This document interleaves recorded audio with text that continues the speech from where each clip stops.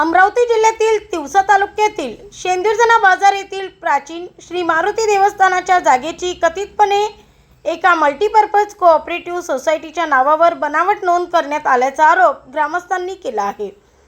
संकेत चौधरी यांच्यासह ग्रामस्थांनी तहसीलदारांना निवेदन देत संपूर्ण प्रकरणाची सखोल चौकशी करून दोषीवर फौजदारी गुन्हे दाखल करण्याची मागणी केली आहे। ग्रामस्थांच्या म्हणण्यानुसार 2009 मधील ग्रामपंचायत ठरावाच्या आधारे ही नोंद करण्यात आली, मात्र संबंधित जागेची वैध खरेदी प्रक्रिया झालेली नसल्याचा दावा करण्यात आला आहे।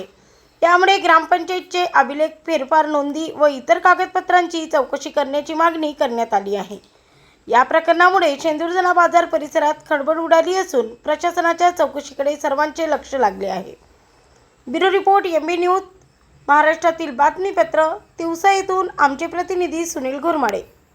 आज आम्ही श्री मारुती देवस्थान शेंदुरजना बाजार या संबंधी एक तक्रार अर्ज घेऊन गावकरी इथे आलेलो आहे।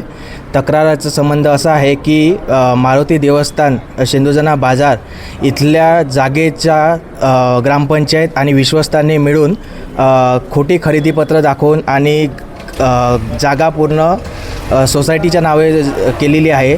ही मल्टीपर्पज कोऑपरेटिव्ह सोसायटी जी आहे त्यात मारुती देवस्थान याचे विश्वस्त देखील सामील आहे आणि यात आम्ही ग्रामपंचायतला अर्ज केला। ग्रामपंचायतमध्ये लिहिलेलं आहे की खरेदीपत्र नुसार ही जागा सोसायटीच्या नावे करण्यात आली, पण आम्ही त्यांना जेव्हा मागितलं की खरेदीपत्र काय आहे का, तर त्यांनी स्पष्ट याच्यात सांगितलं आहे की आमच्याकडे कुठलेच खरेदीपत्र आहे नाही।